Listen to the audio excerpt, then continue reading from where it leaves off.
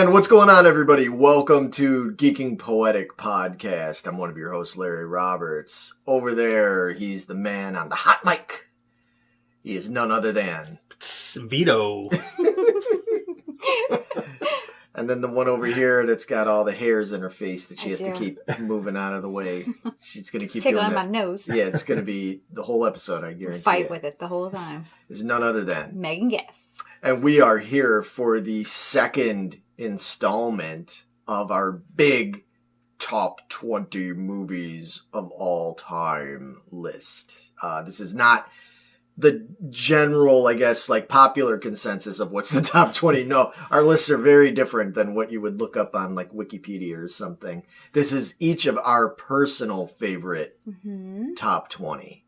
And it's been interesting so far, to say the least. Yeah, I don't think we've had any overlaps yet. Not yet. No, not yet. I think we may. There might be a couple. Maybe a couple. Maybe a couple down the road. We'll see. Yeah, but no, we have very different tastes here. Just to kind of explain to people what it is we're doing, we are putting out 5 each month. We started in January with numbers 20 through 16. Now in this one, we're going to do numbers 15 through 11. Next month, we're going to do 10 through 6. And then finally, in April, it will be the final 5 to 1. 1 to 5, like the Doors would sing. No one here gets out alive. That movie did not make my list. I like that movie, though. But it's not top 20 worthy. No, it's not enough. So I thought what we could do for people that maybe if they've just forgotten, you know, if they watched or listened to the first episode of this and they forgot, or if somebody just happens to be jumping in with this one, you know, being like me, because I'm the kind of person that... You're impatient, and you're going to go backwards. Well, I go backwards. I will, like, a lot of times I'll buy a new book and I'll open up to, like, the middle. And I'll start reading in the middle. I'm like, why would you do that? Because... I'm mental because I jump all over the place and I'm like, what's going on with this? Oh, that's kind of interesting. And then it's like, yeah, I don't know. I just do that. But you don't know the characters or the premise of anything. You have to, there's an order for it for a reason. Okay. Well, let me. What are you making the CBS All Access version of The Stand here? Is that what you're trying to do? Because that's what they do and it fucking blows. Well, told you. There you go. Now you know what kind of people are making those shitty fucking miniseries. It's guys like me. Mm-hmm. No, I'm not taking any credit for that shit because I do not approve. 11/22/63. Don't even. That could have been in my top 20 list. It could have been. It's in my top 20 favorite books of all time, but not the fucking miniseries because they fucked it all up.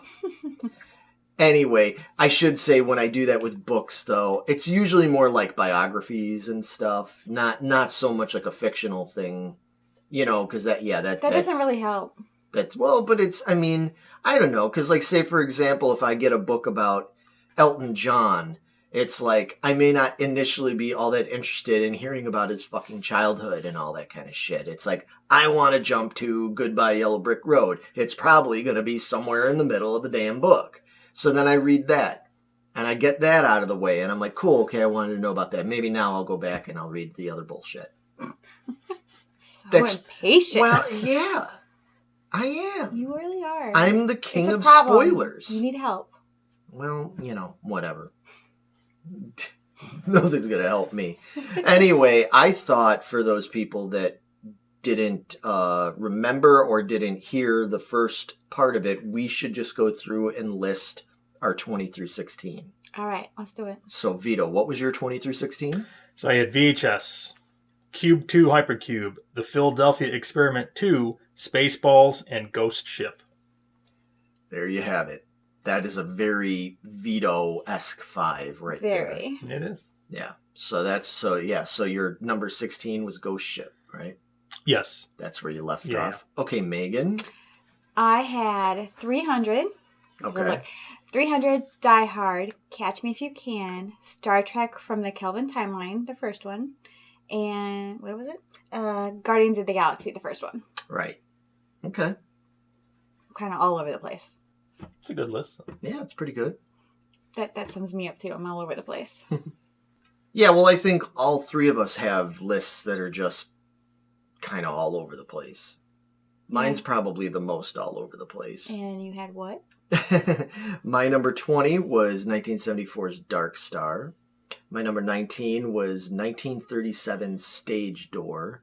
My number 18, I believe, was 1984's 2010, The Year We Make Contact.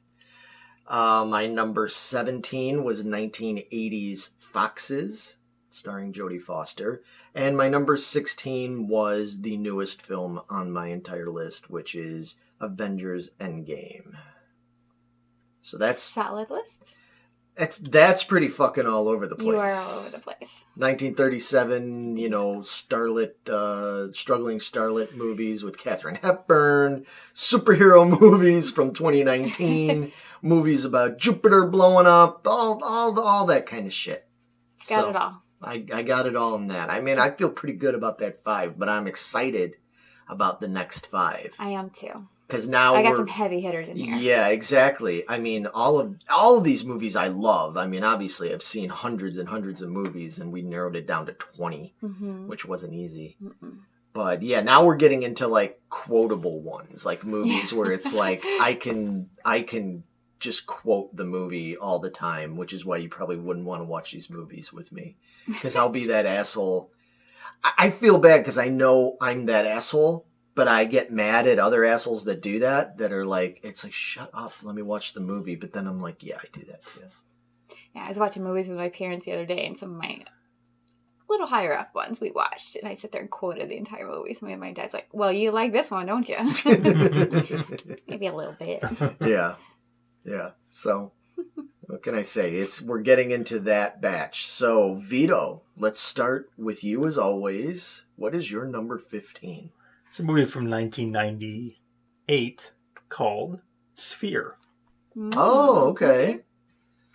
All right. Yeah. It's Tell based us off about the Sphere. It's based off the Michael Crichton book of the same name. Okay. It's basically a underwater habitat that's constructed around a spaceship that crash landed into the ocean about 300 something years ago.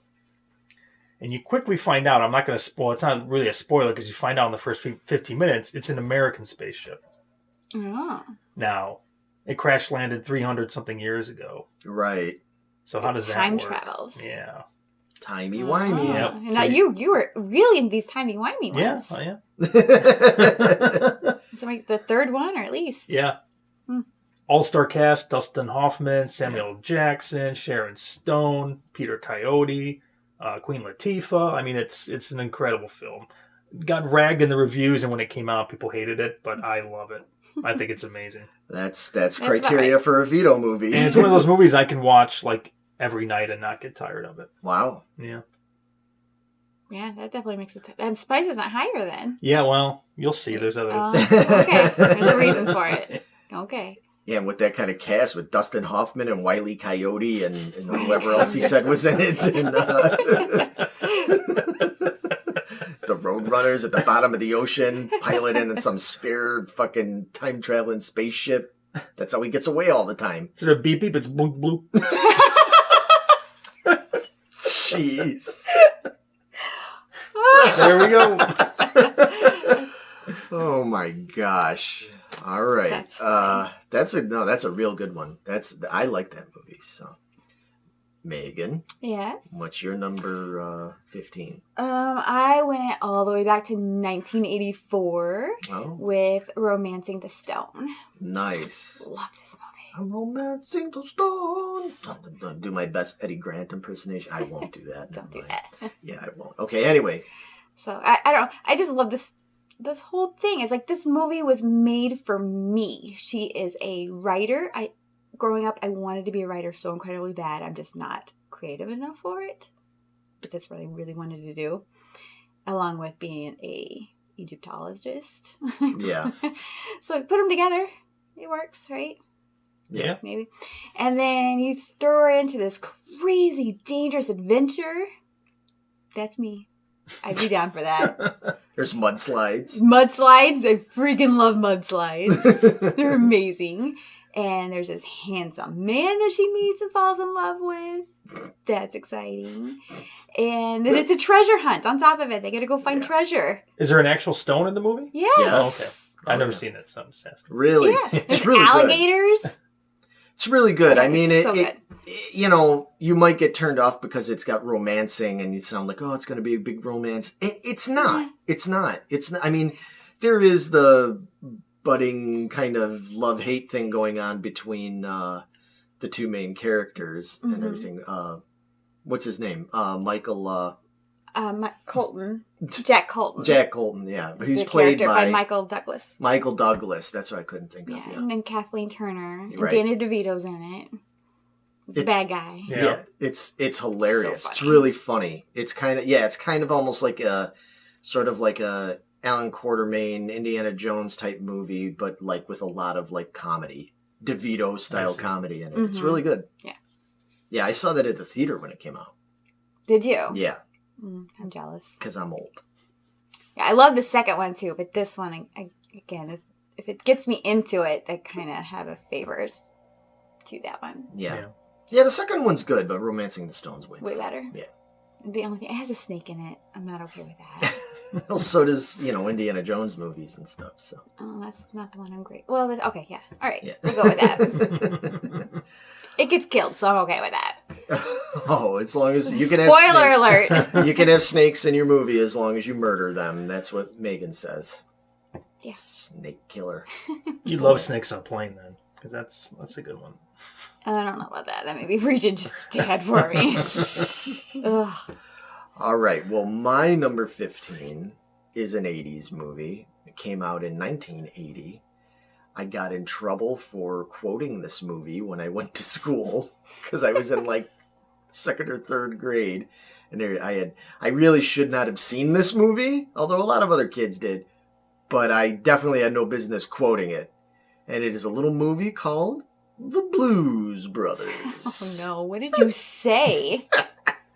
I went to school and I was telling them the whole joke of the thing about the stupid penguin and, I guess you're really up Schitt's Creek. When she's hitting them with the ruler and everything. Talking about the nun and all. Yeah, That, of all things you could have quoted in that movie, you picked that. I thought it was funny. I didn't get it. I was so bad with that sort of thing. Like, you could blame my father. My mom's going to be like, she's going to be listening to this. She'll be like, this is all his father's fault.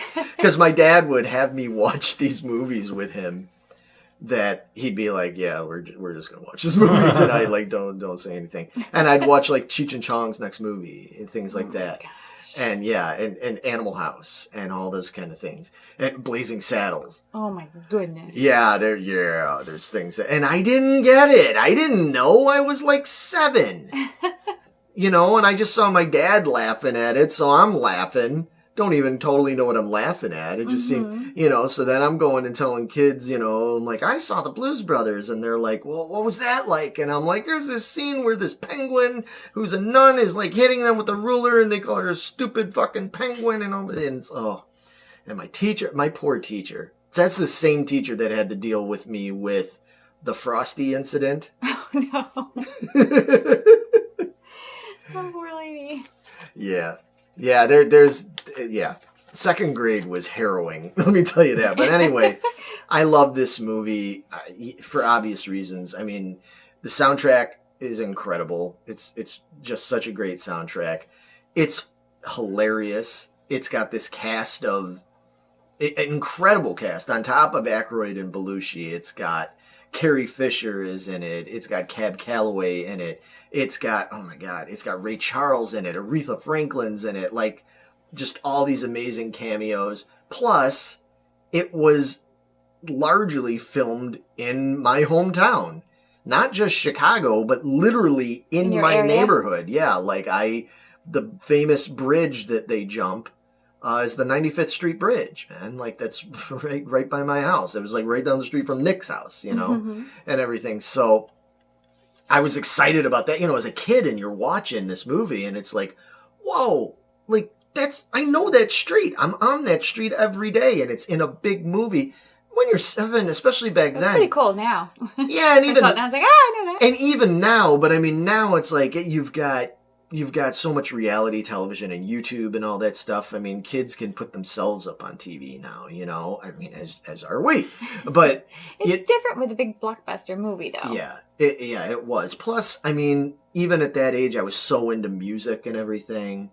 And, you know, Elwood would do all his crazy dances that he would do dancing around, and I had to emulate all of them. So if there was a family party or something, and then my dad would put on that soundtrack, and it's like, oh shit, here comes Larry doing the Elwood dances, and I'm dancing around, and my cousin Cindy's like, fuck yeah, do it, you know, it's like encouraging me. Make an ass out of yourself, Larry. Some things never change. So anyway, yeah, I mean, this movie, and you know, and again, like I said, we're getting into the quote-worthy ones. I don't even have to watch this movie. I've seen it so many times. I could just play it in my head. I can quote it all.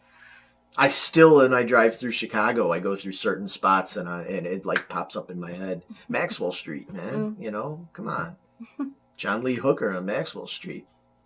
It's one of the best scenes in the movie, man. But anyway, so yep, that's my number 15. And let's be real, there's really nothing better than a car chase scene through Chicago. It's the best. In my opinion, the most epic car chase scene that's ever been filmed. I mean, my God, how many cars were in that? There was hundreds of police cars of Chicago and Illinois State cop cars and everything in there. It's just insane.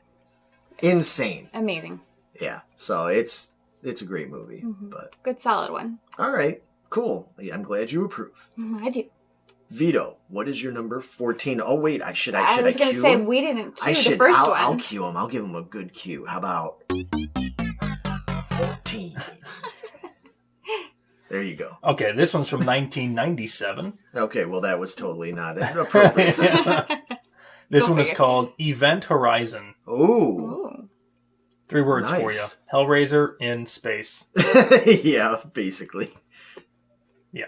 So, Sam Neill, Lawrence Fishburne, the main actors, they are part of a rescue mission that has to go find a ship that's been missing for the last 15 years outside of, like, Neptune. And now it just reappeared, and now they have to go out there and see what happened to the ship. And you slowly find out that this ship has been somewhere and has brought something back with it. And that thing it brought back with it is pure evil.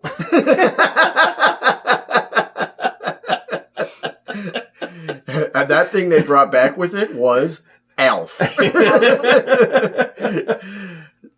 So more evil than Alf. Yeah. Okay. You can imagine. I mean, he ate cats, so that's pretty evil. That is pretty evil. He was pretty evil. I mean, you know, he wooed people with his wit and charm and all this kind of stuff. Cute and fuzzy. Yeah, but he was a little asshole, man. You know, my cat, I'd be punching him in that big ass nose of his.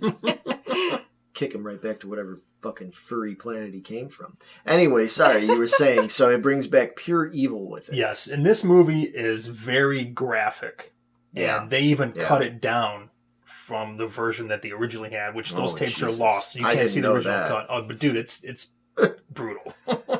It's not a mega movie at all. I've seen it once. You've had me, and you lost me.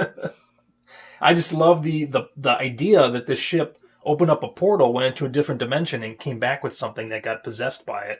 I just love ships that get possessed, aka Ghost Ship from my previous list. Yeah, you do have seeing a trend. Yeah. And there's this really disgusting, this scene where one of the guys gets sucked out on the airlock and his veins get exposed and like he's drooping blood from his eyes and his ears. It's a mess. Ew. Yeah, decompression deaths are another one to add on the list. Oh my gosh. Yeah, if you didn't already see and hear us talk about it in the last episode, so Vito's really into like weird messed up deaths, acid burning deaths, split down the middle, sliced down the middle, you know, creative decapitations with metal wires. Yeah. He gets really giddy about these things. Decompression deaths, just, you know, that gets an honorable mention in there too. Yeah. Wow. But I love this movie. It's one that I can watch like anytime and not get tired of it. So. It's a good movie. I only saw it I think all the way through. I only saw it one time. Yeah, it's a little grim, but it's good. I mean, Sam Neill and Lawrence Fishburne. That's a fucking 1-2 punch. Yeah. All right, Megan. What is your number 14? I went with a 1991's Robin Hood, Prince of Thieves. Nice. Getting the old Costner in there, huh? Yeah, Alan Rickman. Right. Morgan Freeman. Right. Yeah, shit. It's a really good cast. I forgot about that. Mm-hmm. There's a zine. That is a hell of a cast. Yep. I don't know. I love this whole premise of the story, and obviously everybody knows Robin Hood's story, so I'm not going to tell it again, but I just think it's a really well done movie. It just sucked me in. I watched it and watched it and watched it. You so like many it times. because it's mushy. It's a little mushy. It's got some gruesome stuff in there too. Yeah. Alan Rickman's an asshole. Alan Rickman's always an asshole. Yeah. It's the first movie I saw with him, and I hated him, and I loved him at the same time. So I haven't seen this one. Does he play like the sheriff from Nottingham or something? Yeah. Yeah. Wow, you never Cut your saw heart this, out with a spoon. Yeah. So good. I heard Kevin Costner's accent wasn't that great though. Yeah. Well, whatever. No, I mean, Who cares? You weren't watching it for the accent. I wasn't. I see his naked butt. That's all I need. Okay. oh boy. And he did Dances with Wolves of the year previously, where he showed his ass too. I think, right? Yeah. There you go. It's a win-win. Megan was all about that Costner ass. And then you get to the very end of it, and you got this Bryan Adams song, who I'd never heard of yet at that time. That was my introduction to him as well, with Everything I Do for You. Yeah, and now you're a big Brian. And I was like, oh, what is this? I rewind, and just to hear that song. I would watch this movie just to get to hear that song at the end of it. So they put a Bryan Adams song into the movie. Yeah. Wow. Everything I do. You know that song. But it's a period piece. It's Robin Hood. Dude, there's like 5 million movies that have... and they suck. Oh, boy. It's a period piece. You got to stay... It's at the credits. Not. It's at the end. Oh, okay. I thought it was like when he was like on the horse ready to shoot the arrow. Not really. Steal a gold or something. All right, well, I guess I'll But he's like playing the piano in the middle of the woods, and it's like when they get married and shit. And the video thing, yeah. Yeah, so... I don't know. It sucked me in. I was like, oh, I liked it. And now I love it. It's a really good movie. I haven't seen it in a long time, I have to admit. I haven't either. But if I see it on TV, I'm stopping and watching it. Yeah, it's one of those. Yep. Okay. All right. Well, my number 14 is an early 90s movie as well. Mine was from, 93? And it is a Richard Linklater movie called Dazed and Confused. I figured that had to make the list somewhere in there. Yeah. Fuck, I love that movie so much, man. I don't even know how to explain it. It's one of those things where even though it takes place in 1976 and it all takes place in one night, and I'm just a sucker for those movies. Because another movie that, spoiler alert, isn't on my list. It really, really close. That Dazed and Confused basically modeled itself after, whether they want to admit it or not, is American Graffiti. Oh. Which is the same thing. American Graffiti is about what happens in a Southern California town, like a summer night kind of thing, and the whole movie takes place in one evening and shows all the different, kind of goes on different stories about what's going on with this kid and this group and this kid, but they all kind of come together at the end. Mm-hmm. Dazed and Confused is the same exact thing. It just happens in the 70s, not in the 50s or the early 60s, like American Graffiti. It's just, I can't explain it, even though I wasn't around, I was around, but I was like a little bitty toddler kid running around in 1976. There was something so relatable about this movie because it reminded me of when I was in high school, when I was like 15 and going out on a warm night like that and riding around in a car with some older kids, trying not to get into trouble, them trying to find trouble, this whole kind of thing, like they're looking for trouble. I'm just hoping we're going to run into girls, And that's kind of what this movie's about, you know what I mean? And it kind of focuses on two freshmen, kids that are coming into being freshmen, and one's a girl, one's a guy, and showing them sort of maturing into that, you know, like, and going through the whole their perspective and then showing the perspective of these like juniors that are becoming seniors and juxtaposing that. It's just a great movie. It's got a lot of humor in it. It's got a lot of people who would become big stars. Ben Affleck was in it. Was he? Okay. Yeah, Joey Lauren Adams. Man, so many. Matthew McConaughey. McConaughey. Well, yeah, I can't even. I was gonna say. I mean, that's the biggest one. Everybody knows. Is that where he goes? Yeah. Is that where that comes from? It's not. Yeah. That's the What Beatles. is it? Yeah, the Beatles are the What does it say? McConaughey's thing. In All there right. is, All right. all right. I love redheads. You know the good thing about these high school girls? I get older, they stay the same age. Yes, they do. Yeah, which is super creepy. But I mean, seriously. But the thing is everybody knew somebody like that. When I was like 15 years old, there was always some 22, 23-year-old creep that was like, hey, who's that chick you're with? And it's like, yeah, she's 14. It's like, I don't care.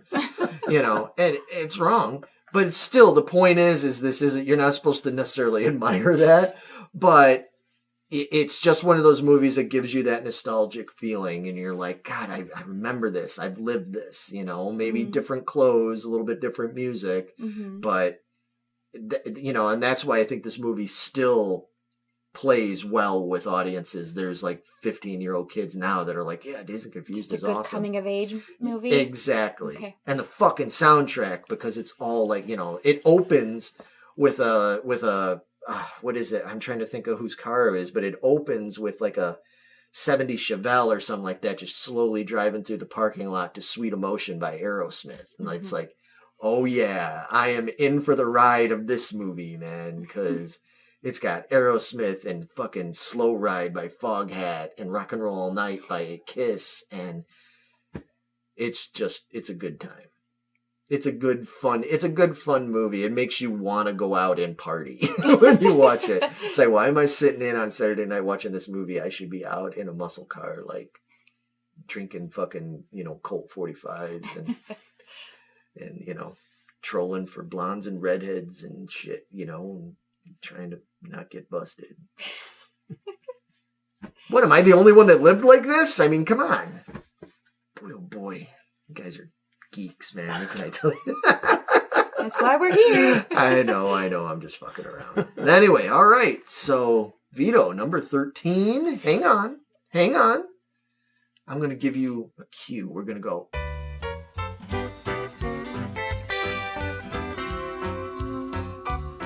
"13."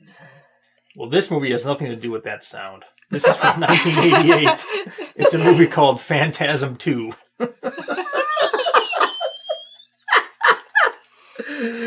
That is Phantasm 2. Has nothing to do with that kind of music. I don't have any music or anything in this at all to fit with Phantasm 2. Wow. Most people don't. I'm afraid to even ask. Do you not know Phantasm 2? I don't know. Oh. Do you know the movie Phantasm, the first one from the 70s? I don't think she does. Have you heard of The Tall Man? No. Okay. Isn't that you? Well, Phantasm is a horror series. They've made 5 of them. And the second one, to me, is obviously the best one because it's the second one. Basically, there's this guy. Sequel, man. Yeah, there's this guy called the Tall Man, and he's a very tall man who's dressed like an undertaker, and he runs this mortuary, and he goes around and steals bodies from funeral homes and transports them to this dimension where he shrinks them down into these dwarf creatures to bring back to do his bidding. And he's got these silver balls that fly around and get stuck in your head, drill through your brain, and spurt your blood out the other end. Why? They got spikes and stuff. Well, he's an alien and he wants to get people to do his mission. That sounds terrible. It's not, Megan. It's awesome. No, it's not. Quote. Actually, I think he's in that mirror right now. Yeah. You set that up perfectly. I would say, it's just a dream. No, it's not. You're fucked. And the whole thing is you're not sure what you're watching is a dream that this kid's having or if Right. it's reality. Oh, okay. And every movie just fucks with your mind because none of it ever makes any sense. Yeah. And this movie doesn't make any sense from the first one. It's like they just ignored the first one, made an entirely different story. It's bizarre. But if you're going to watch one, I got to go with Phantasm 2. Okay. You ready to be jealous? I saw that motherfucker in the movie theater Did when they you? came out. Yes, Wow. I did. Yeah, because that was 88, right? Yes. 87, 88. Yeah, I went with a couple buddies from school and Nice. everything. Because, yeah, I was that was back. Once upon a time, I was not as much of a pussy as I am now. And I actually liked stuff like that. You know, Hellraiser 1 and 2 and, you know, Nightmare Before Elm Street. All those things that were out. And, yeah, Phantasm, I liked the first one. And then they announced they were coming out with that second one. And I was like, oh, shit. Yeah, we went and saw it. But Nice. I haven't seen it. I haven't probably watched it since sometime in the 90s, man. I'd be willing to. That's definitely deserving of a rewatch. Yeah. Yeah, it's not too gruesome or anything. It It- sounds it's- gruesome with the drilling of the hole and splitting blood it's everywhere. violent, but it's not like something that's going to make you want to like hurl. You know what I mean? It's Okay, not it's like not over the top, gory, nasty. Yeah. And there's a lot of comedy in there. Yeah. Oh. So Okay. it's something that you'd be like, oh, this is dumb, but I can watch it and not be grossed out or Right. whatever, you know, by it. Right. All right. Yeah. All right. You won me over a little bit. Yeah. Let's try it out sometime. Yeah. It's kind of like a cult classic, iconic movie Is it? now. Okay. Yeah. It doesn't get enough props though. Mm-mm. There's other shit that I hear people go on and on. I like at this point. I know people out there could be like, oh my god. I'd rather watch the Phantasm series than watch Hellraiser. Oh, yeah, that makes sense. I get more out of Phantasm than I do Hellraiser. Hellraiser to me was kind of one note. Yeah. Phantasm had more. I mean, Hellraiser did too, but Phantasm had more kind of black humor Yeah. in it that I feel like, I don't know, it doesn't feel as old to me. Right. Yeah, that's a good choice, man. Kind of surprised it's not a little further. I'm Yeah, really well, curious This is to a know. hard list, dude. Yeah, I'm really Yeah. curious to know where you're going with this because I know you're big on that series, so I would have thought that might have been a top 10. So, Yeah. all right, Megan. I went with a 2006 movie, Night at the Museum. Oh, okay. I love this silly movie so much.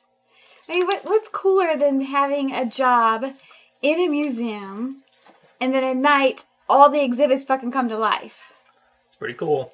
And you can like learn from them and their different things. Yeah, so why to tell the Huns trying to kill you? I was just gonna say it you gets got a little T-Rex hairy. chasing you. I mean, you got Theodore Roosevelt on your side. Teddy Roosevelt, played by Robin Williams. Wow. And Ben Stiller's in this. Owen Wilson's in. I fucking love that character, Jedediah, and Octavius, and him bickering back. Fucking Yeah. love that scene. Yeah. Oh, they crack me up. Yeah, the miniatures. they're the little miniature guys. They are the best in there. Like running little model trains into each other's spaces. Like run into a boot. It's so fucking funny. And that monkey. Is that monkey in the first one or in the second one? I can't remember. I want to see the second. It might be the second one. That little Yeah, belligerent monkey. asshole monkey. I love them all, but I get just like everything else. I saw the first one, and that's what hooked me in. So that's what I think of, and it's got Amun Ra. Yeah. Here we it's are, always, back to so Egypt. if it's got like an Egypt connection to it, you're kind of It hooks me in. Yeah. And Dick Van Dyke plays one of the older. That's right. He's old one of the security guards. Yeah, because Shit, they're I forgot about retiring, that. and there's a whole twist with that. Mm-hmm.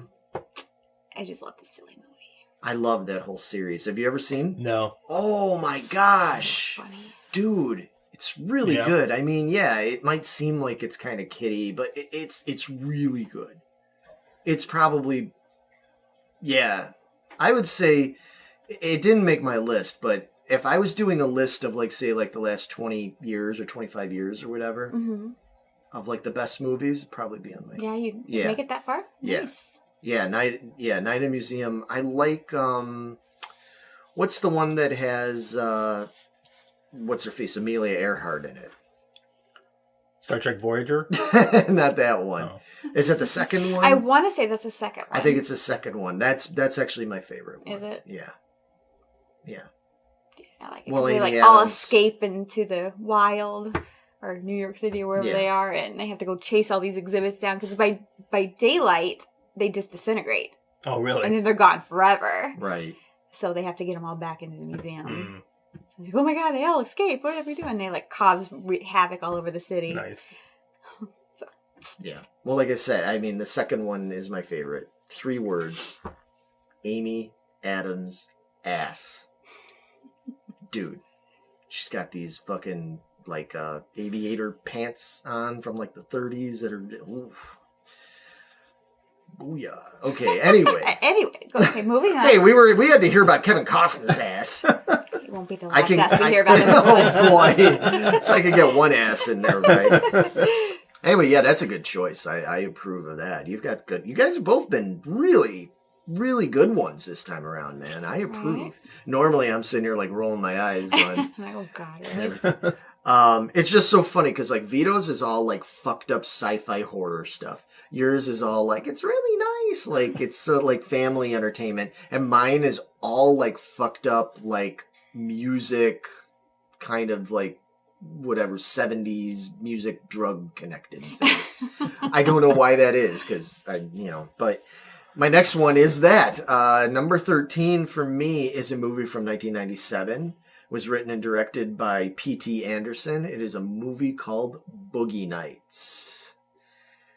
That movie, have you ever seen that movie? No, I've never seen that one. You guys have never seen it? I've seen clips of it, but yeah, Oh not the my whole thing. god. So the whole thing, I won't go into a long explanation because most people probably know, but it's a movie that it's like a black comedy, dark comedy based around the porn industry. It picks up somewhere around like 76, 77. And it goes on through until I think it ends at the very end. They're supposed to be around 1984. And it doesn't glamorize it at all, actually. Like it has its moments in the beginning where it's like, yeah, it seems great. And there's all this sex and money and blah, blah, blah. But it shows you pretty quickly, like, yeah, this is not a great lifestyle for a lot of them. And, Mark Wahlberg is in it. He plays Dirk Diggler. And his whole thing is that he has an extremely large penis. And he just kind of by chance gets discovered by this porn director who's played by Burt Reynolds. Burt Reynolds is phenomenal in this movie, in this role. He's just... And the whole cast it's another one of those. Don Cheadle is in it. Julianne Moore's in it. Philip Seymour Hoffman's in it. It's so Heather Graham is in it. She plays Roller Girl, and if you're a Heather Graham fan, you want to watch this movie. Let me tell you, because boy, oh boy, woof. Anyway, it's so funny. You end up really kind of caring about these characters because they're just sort of like a bunch of lovable losers in a lot of ways. Like they think they're cool. They want so bad to be cool. They want so bad to be like styling and profiling, and they're just Wheeling, dealing, kiss. yeah. Yeah. Don't ever do that again.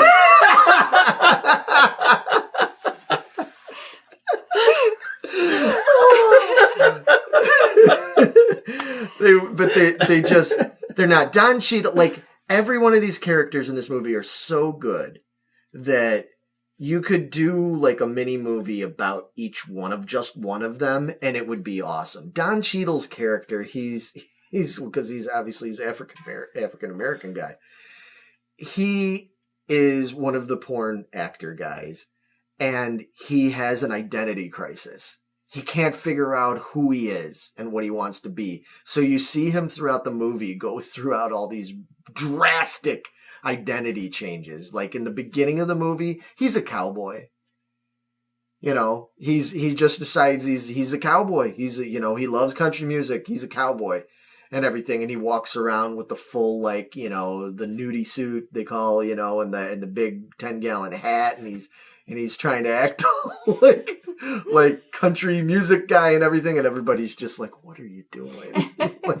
Then he goes into like a phase where he's wearing like a long Stevie Wonder braid like wig thing with some kind of, you know, big caftan thing on and stuff. He's going to be some sort of Black Panther-y kind of guy or something like that. And he can never find who he wants to be, but he knows that he wants to open up a stereo store. That's his whole thing. He doesn't want to be in porn. He wants to be a stereo store owner. And he thinks this is his way to do it. Yeah. All right. Yeah. It's like I said, you have to see it. Again, it's another one where the soundtrack is incredible. And it's one of those ones much like a Scorsese movie where the way they use the music, like it's not just that it's like cool songs and stuff. Like there's like a big scene in the movie where everything is kind of at its apex and things are going really, really badly. And they use Sister Christian by Night Ranger, and they use Jesse's Girl by Rick Springfield. Mm-hmm. You know, one is like this heartfelt soaring song, and the other one's like this great poppy. And the way they use it in the movie, it's in such a dark moment in the movie. It's interesting. It almost changes the way you hear the song after that. You know what I mean? It's so, I love when they do shit like that. I love that kind of stuff. Just like hearing Layla in Goodfellas and stuff. You know what I mean? Like I can't hear that song now without hearing the voiceover about how they found, you know, Vinnie Carbone frozen so solid, and the Caesar took him 3 days to thaw him out just to do the autopsy. You know what I'm talking about? You hear that music and it's forever connected to that, and it nothing to do with what the original song was supposed to be about. Boogie Nights does that. So I love it. Really good movie. You really need to see that one. Yeah, to check that out. It's very, I'll have to do it, Vito. it's very funny. Yeah. It's very funny. So I just want to do it now for the Don Cheadle thing. Oh my God. Everybody. Philip Seymour Hoffman plays such a funny but kind of tragic character in it. Yeah, there's a lot of good stuff in there. Okay. Anyway, Vito, let's have your number 12. Well, I'm a 90s kid, so this is from 1990. Yeah. It's called 1990? Yes. Okay. Child's Play 2. How did we know? Wait though. Hang on, folks. Okay, like people at home are like, what's the problem now? Well, if you're not a fan of the show, if you haven't listened to other episodes and stuff, this is an interesting development. Number 12, all the way down at number 12, is fucking Child's Play 2? Like, dude, this is one of your favorite movies. We just bought you that poster not long ago. Yeah. Because we came across the Child's Play 2 poster and we were like, oh, we have to get this for Vito, because who's a bigger fan of that movie than this dude right here?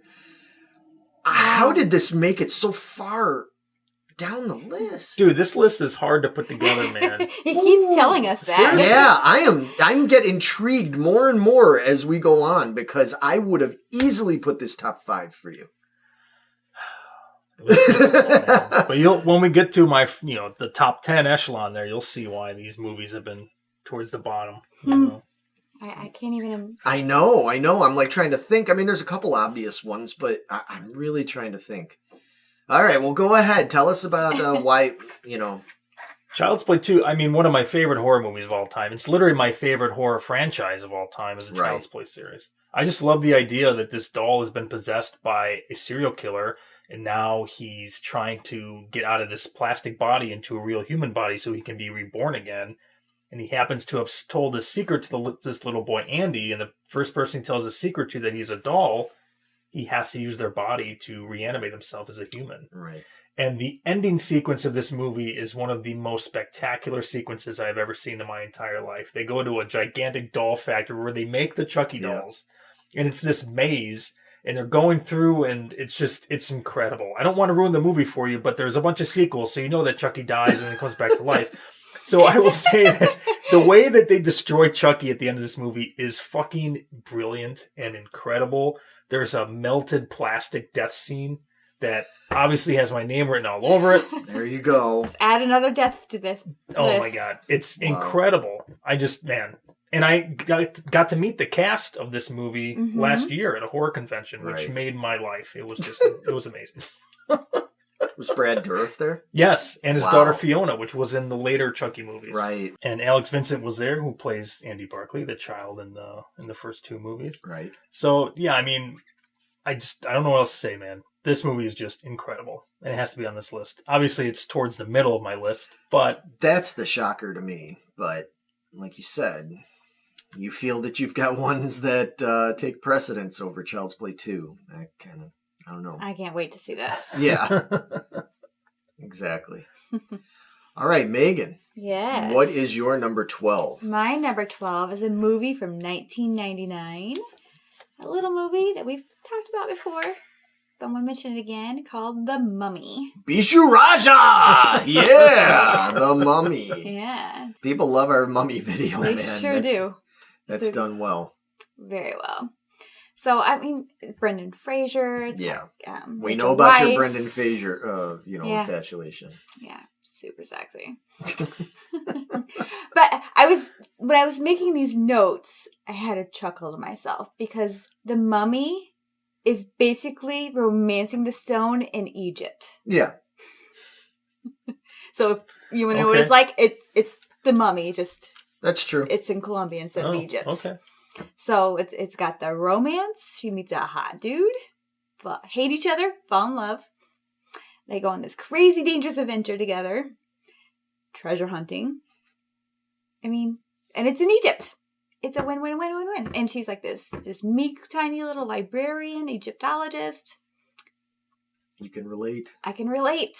And it's got Arnold Vosloo, It sure does. who plays Darkman in Darkman 2 and Darkman 3. Does he? Oh. So there you go. Then it's got, It's a win-win. Got everything.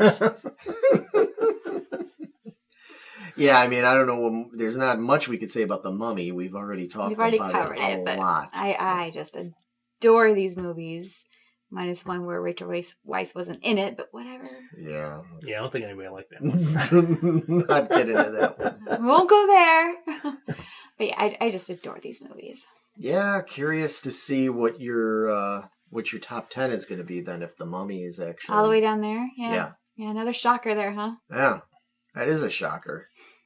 For me, my number 12 is a movie from 1984. It's a Milos Forman directed movie. It is a movie that we were just talking about off camera not long ago. It is a movie called Amadeus. Love this movie. Again, all my movies, it's like they're all have some kind of music connection kind of thing. I didn't plan it that way. It's just the way it Just came how out. it worked out for you? Yeah. Again, I don't really know what to say about it. It's just, first of all, I saw this movie. I didn't see this at the theater, but I saw it like when it first came out on video. So that would have been probably, I don't know, late 84 or 85, somewhere around there. So I was still grade school kid. I was junior high, whatever I was. And I really hadn't gotten too much into classical music yet. I knew some classical music because of things like Fantasia, and from movie scores like Excalibur and stuff, I Richard Wagner and all that kind of stuff. Of course, I loved because it was so heavy. But I really didn't know that much about Mozart other than basic melodies that everybody kind of has heard and knows. But I just went into this completely blind, and I was blown away at the way it shows and explains like how he composed and everything, and some of the it doesn't go too in depth with the composition stuff, but there's certain key scenes where they kind of explain like the brilliance of it.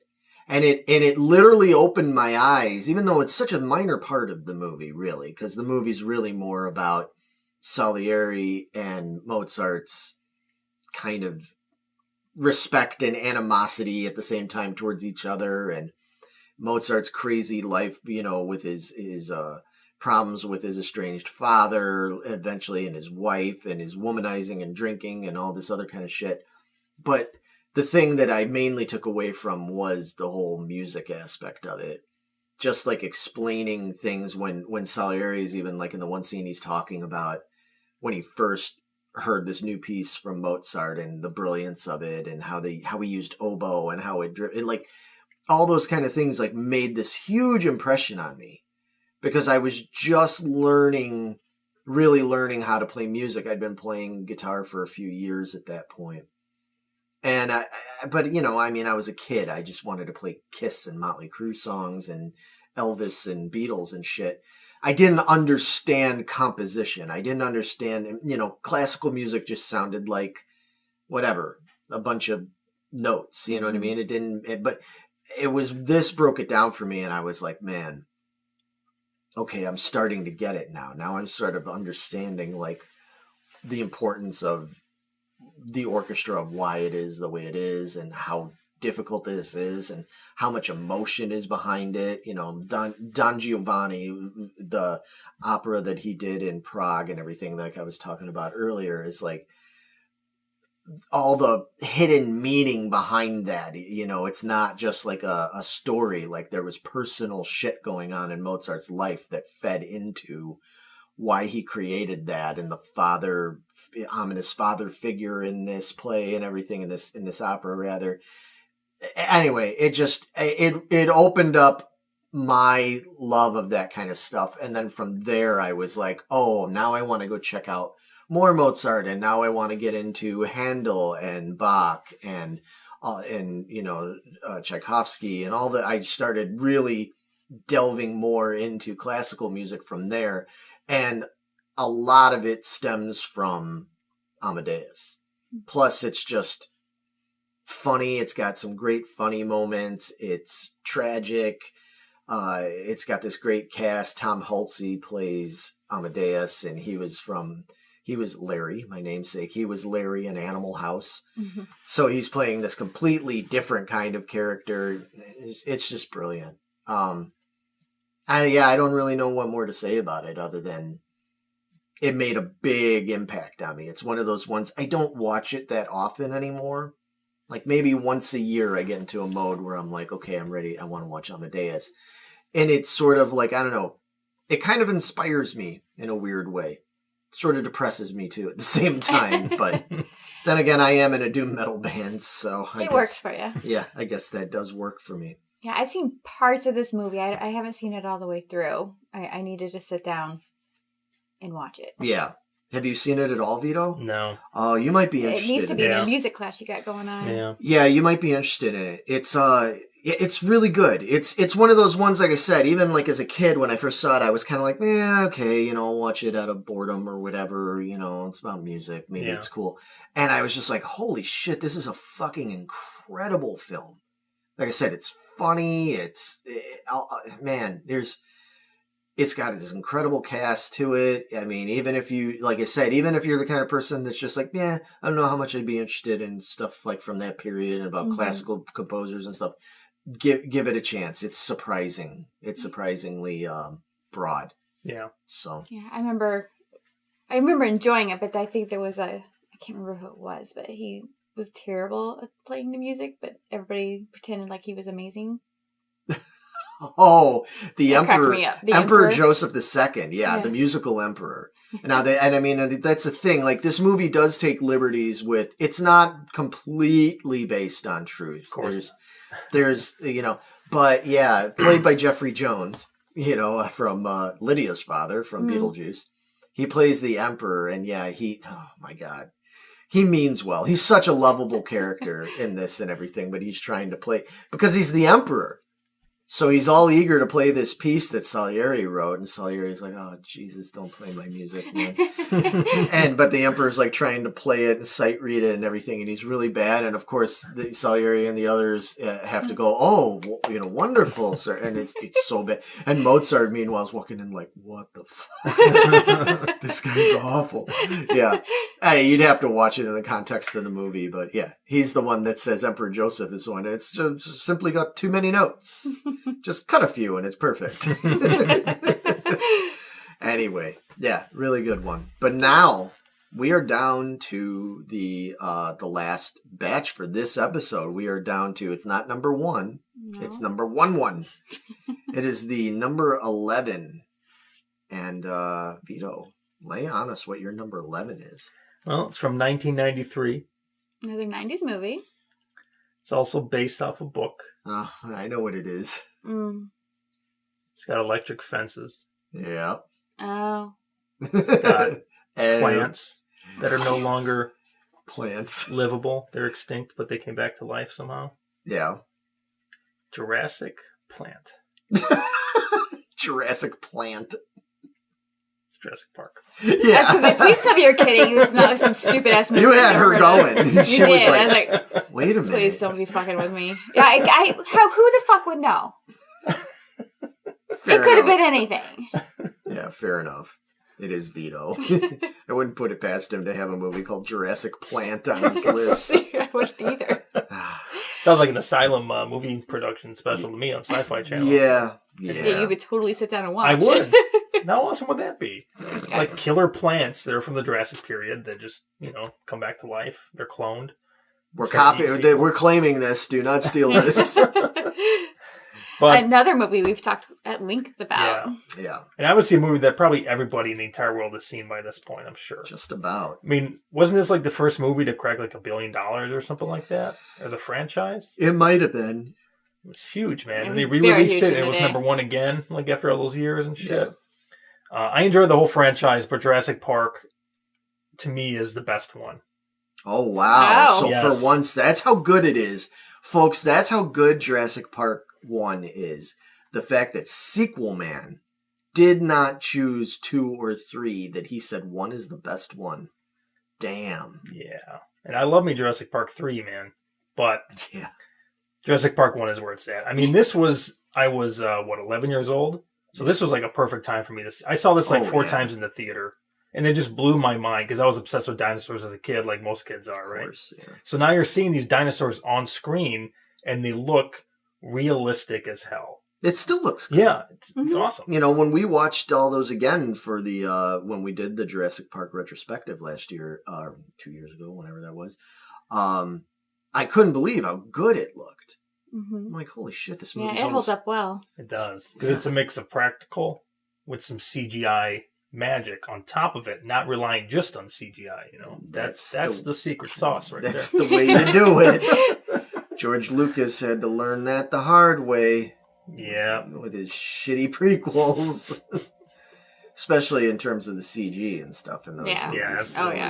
So bad. Anyway. But to me, the best part of the movie is the Velociraptors, of course. Of course. Because I just love me some Velociraptor action. Use your toe claw. Yeah. We had so much fun making those teasers. We did. Those are awesome. You're going to act dumb, you're going to get the thumb.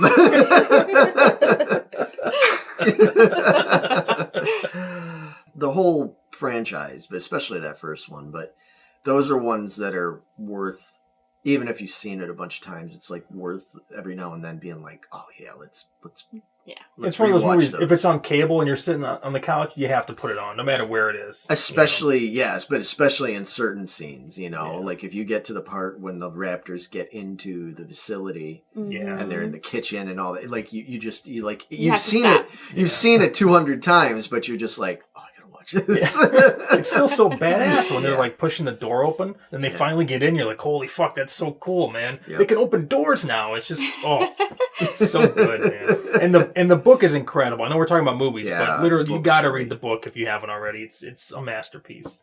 Agreed. Yeah. Yeah, I love the book. I got the audiobook.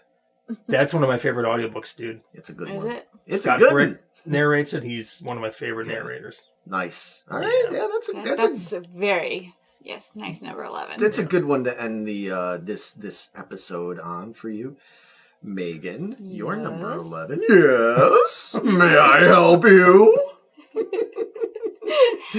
I went with 1986. Oh. Star Trek: The Voyage Home. Now you're talking. Right? Now you're cooking with gas. That is my favorite Star Trek movie of every Star Trek movie. Wow. Ever. Even the new ones. You got the double Owen Wilson on that one. Wow. Yeah, I mean they travel back in time to 1986 from 2286 to kidnap some humpback whales, to take back into the future, to feed it to some probe to make it happy, to save the Earth. They didn't feed the probe the whale. It's like you're chewing on this whale. That's some damn good 20th century whale. Fully aged and crazy. And then you tag on some doctor that won't go away. They keep trying to get rid of her. She won't go away. No. It's amazing. The comedy in this fucking thing. Double dumbass on you. And I love that fucking part. I love that part. And where Scotty's trying to talk into the computer. Hello, computer. Yeah. I just fucking adore this movie. So hard. It was probably the first Star Trek movie I think I ever saw. It was a library rental. Of course it was. Yeah. Of course. Yeah, it may have been mine. It's the one I remember watching over and over and over again. So it's the one that stuck with me the most. Yeah. Even Search for Spock #3, yeah. Oh. And then Wrath of Khan, and yeah. I would choose this one over all those. I would too. Thank you, Vito. Not me. Yeah, I mean I love the other ones too. Don't get me wrong, but I like Star Trek. Choice. I like Star Trek 4, but it's probably one of the least ones I feel like watching. Well, the least one I feel like watching is Star Trek 5. Okay. That one is wonky as fuck. Is that Final Frontier? Yeah. I like the beginning of it and stuff, but Is that the one where there's like a devil or something? It's the whole thing where it's isn't it? It's Spock's brother or whatever it is. If somebody comes along and he hijacks the Enterprise because he's taking him to the Garden of Eden. He thinks he's found the Garden of Eden or something like that, and it's a bunch of with Cybok and it's a bunch of horse shit. I don't like that movie at all. Because 4 is good. Don't get me wrong. It's not that I dislike 4, but that movie just to me was so silly, which is why you like it. That's why I love it. It was so silly that I was like, it's not one that I revisit often. I really liked 2, and I liked 6. Okay. I liked that one. Undiscovered Country. Yeah. That's a real good one. And I still like Star Trek the Motion Picture. Fuck all y'all. I don't care. I know you think it's boring. It is. It is boring, but it's fascinating and it's good. I don't care. Saw it at the theater. Still love it. I saw all of them. I've seen every Star Trek movie ever made at the movie theater. Starting with the motion picture all the way up through Star Trek Beyond. I've seen them all. Wow. They need to do a whole marathon of it. Dude.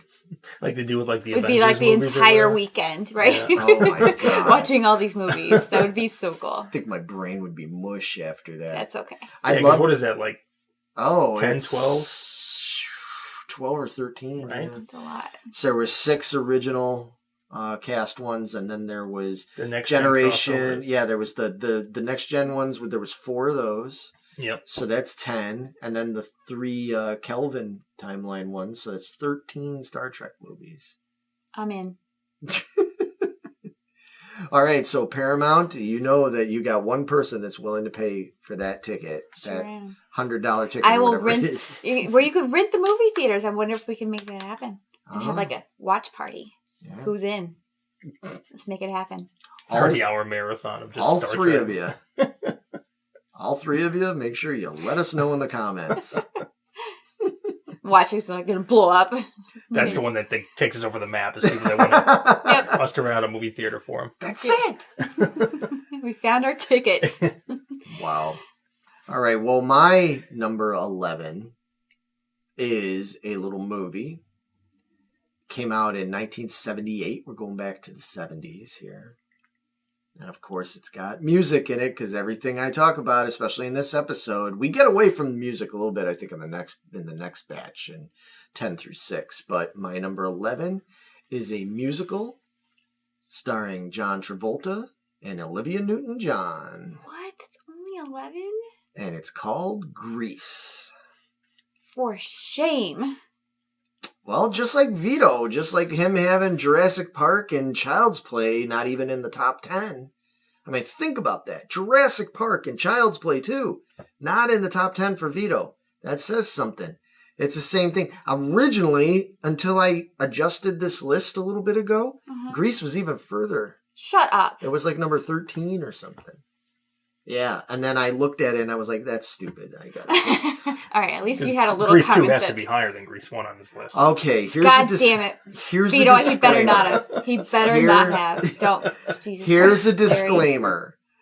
Grease 2 is not on this list. All right, you may live. But let me just say something, everybody, because I don't get enough opportunity to say this.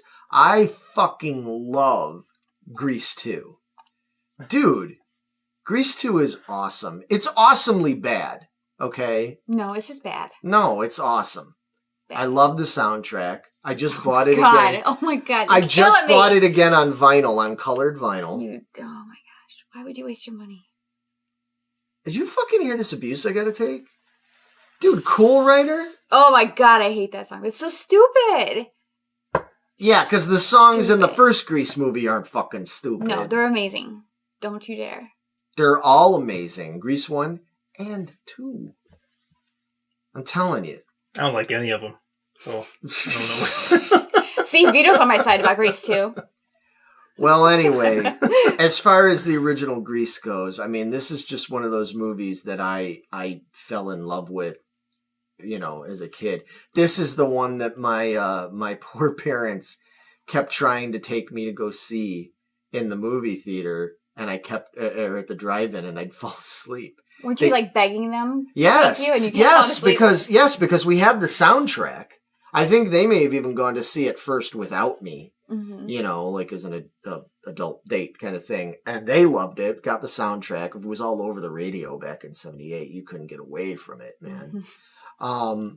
And I loved it, you know, and Sha-Na-Na's in it and everything and the singing on it. And I was, fuck, man. Sha-Na-Na was my shit, man. Like, because Sha-Na-Na had their TV show at the time, their variety show thing on every Saturday night. It was on right before or after the Muppets. I mean, think about that. The Muppet Show, Sha-Na-Na, me. Larry. Hello. You know, there you go. Not much has changed. I'm still a doo-wopping Muppet right here. So, anyway, I was infatuated with the soundtrack of it and everything. I knew John Travolta from Welcome Back, Kotter, which I watched all the time as a kid. So I really wanted to see this movie, and my parents were always going on about it, so they'd take me to the drive-in, and it was always like the last one they'd show out of like 2 or 3 fucking movies, and I'd never make it through the movie.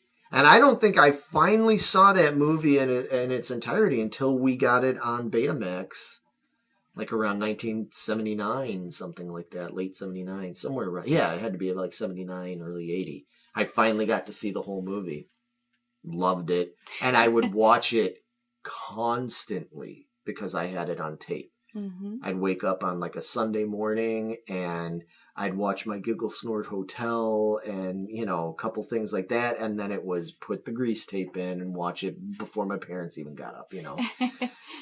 I know every line, every scene. If you put it on a TV, like a big screen TV behind me, and I don't look, I can act out every fucking move of that movie. I know the dances. I can tell you what's on screen at the time. It's ridiculous. That sounds like a challenge waiting to happen. Shit.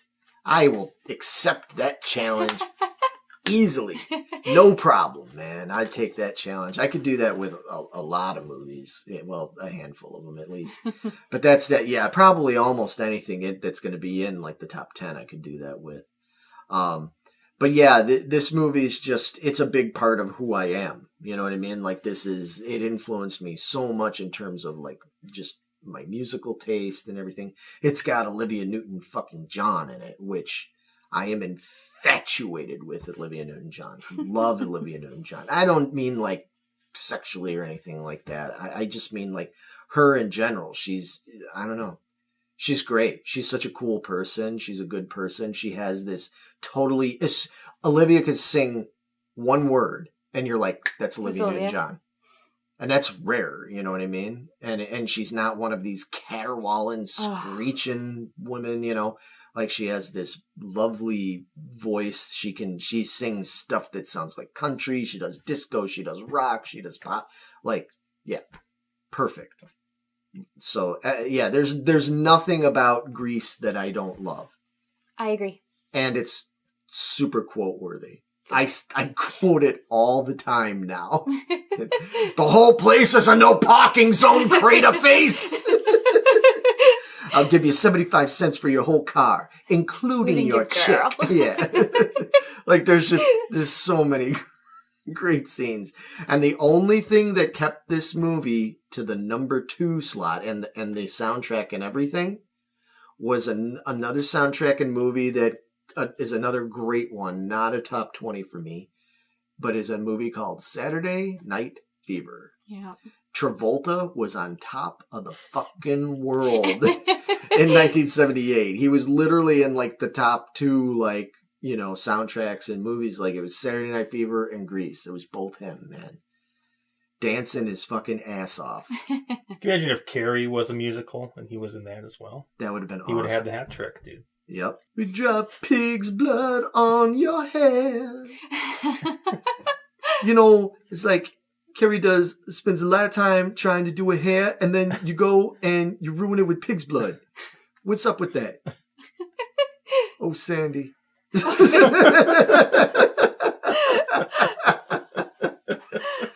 I'm making Meg's headphones fall off. Yeah. Yeah. All a mess over here. I mean, still, you go to a drive-in. If you go to a drive-in, you have to think of Grease and that scene and everything. Him singing Sandy with that hot dog dancing around, flipping around behind him. Everybody knows that. It's so funny how many people I've met in my life that are like, you say something about like, oh, you know that song Sandy. Oh yeah, with the hot dog flipping around. It's so funny how like that fucking hot dog on the screen behind him. Such a big star. It just like upstaged Travolta. He's in the foreground singing this heartfelt song, and there's that fucking cartoon hot dog flipping around about let's all go to the lobby. Let's all go to the lobby. You know, with the yeah. It's great. Loved everything about this amazing movie. If you say so. Absolutely amazing. And that fucking asshole dancer guy doing the Groucho Marx. That one dance scene at the end that we go together. Oh my God. Fucking asshole. Yeah, it's just one of those movies that, yeah, I know all the minutia, all the little, it's ridiculous. But that's why, even though this isn't in my top 10, I consider it like the number 1 of the second batch. Okay. Yeah. Yeah. I think this is a good one to be my number 1 of the second tier. All That right. makes sense. That's how I'm selling it. All right. I'll buy that for now. But all right, it was a good list. You guys had some really fucking good movies. I'm proud of y'all. We all did. Yeah, I'm proud of y'all. But now we're going to be, you guys are going to be on the edge of your seats, I'm sure. They're like, they don't care. But the next episode coming out next month is going to finally get into the top 10. It's going to be number 10 through 6. And this is where the real throwdown happens. Mm-hmm. We finally get to find out what the fuck Vito put in his top 10. Seriously. Now I'm wondering you too, if you got Grease so far down. Yeah, there's going to be a couple of surprise, maybe oddball choices that you'd be like, oh, okay. You know, probably a couple movies you guys aren't real familiar with, too. Mm-hmm. Although that seems to be the case with a lot of my list. You're like, don't know it. Yeah. Never seen it. What the fuck are you watching? Yeah. I think I have a couple in the next one too, so. Okay. At least one. Yeah, I could think of one that's probably in there that I'm going to laugh at, but, you know, we all got them. Mm-hmm. All right, that's been fun. We will be back. As always, like we said in the last episode, please let us know not only what you thought of our picks and our lists and stuff like that.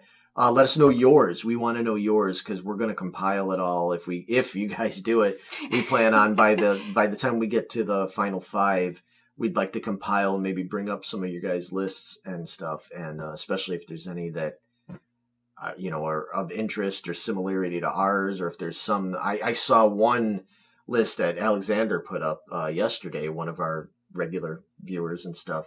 I saw his list and he brought up a couple of movies in his list that I was like, oh my God. Oh, no. I can't look at these lists. Like we're changing all. I know. I was like, oh, and I'll just say it but he put in the movie American Pop, which is an animated film by Ralph Bakshi, film from like 1980. And that's another one. I was like, oh my God, that had a huge impact on me when I saw it and everything. So, but I'll give that an honorable mention. You know, it's not going to make it into my top 20, unfortunately. But it's one I completely forgot about. And then as soon as I saw him mention it, I'm like, oh shit, that's a massive movie for me.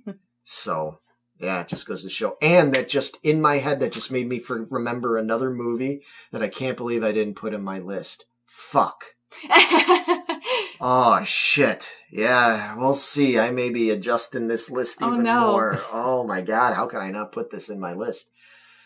What is it? You're going to have to wait for the next episode. I'm dying now. I got to know. If it doesn't make it, then I'll at the very least have to make it a fucking honorable mention. Boy, can't believe I didn't think of it. You blew it. I did. You had one job and you blew it. I blew it. Yep. Anyway, folks, thanks for listening. Thanks for watching.